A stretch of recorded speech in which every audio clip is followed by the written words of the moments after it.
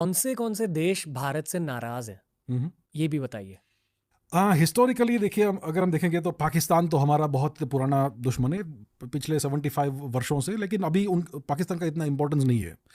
जो हमसे नाराज हिस्टोरिकली दूसरे रहे हैं वो चाइना भी रहे हैं। चीन चीन के साथ हमारा एक युद्ध हो चुका है, और हमारा बहुत सारे हमारा इतना बहुत लंबा बॉर्डर है चाइना के साथ, तिब्बत के साथ, जो डिमार्केट कभी हुआ नहीं है। तो वो एक टेंशन का बहुत बड़ा सोर्स हिस्टोरिकली रहा है। अभी 2020 में गालवान क्लैश हुआ था, जिसमें हमारे 20 लोग मरे थे, और उनके पता नहीं 40-50 से ज़्यादा मरे होंगे चाइना के।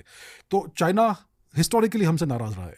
लेकिन अगर हम देखेंगे तो इंडिया और चाइना के बीच में कुछ तो कोशिश हो रही है कि हम ये जो तनाव वाला सिचुएशन है उसको कम करें और कोऑपरेट ज़्यादा करें। ये एक आध साल में हम देख रही है। सबसे बड़ी नाराज़गी हमसे यूएस को है इस समय, क्योंकि यूएस देख रहा है कि भाई भारत अभी एक ग्रोइंग इकोनॉमी है, हमारा इकोनॉमी बढ़ रहा है, और अगर हम 20 साल ऐसे ही ग्रो करते रहेंगे तो भारत नेक्स्ट चाइना बनने का पोटेंशियल है भारत में। और अगर भारत नेक्स्ट चाइना बन जाता है तो फिर यूएस के लिए नया एक कंपेटिटर, शत्रु उनके हिसाब से होराइजन पे आ जाएगा। मतलब शत्रु सिर्फ युद्ध में नहीं होते। नहीं, इकोनॉमिकली शत्रु हो सकते हैं, आप टेक्नोलॉजिकली शत्रु हो सकते हैं, दूसरी जगहों में स्पेस रेस में शत्रु हो सकते हैं। तो वो नहीं चाहते कि कोई भी नया ग्रेट पावर इमर्ज हो। तो भारत ऐसा ही एक देश है जो इस प्रकार से इमर्ज हो सकता है नेक्स्ट 20 वर्ष में।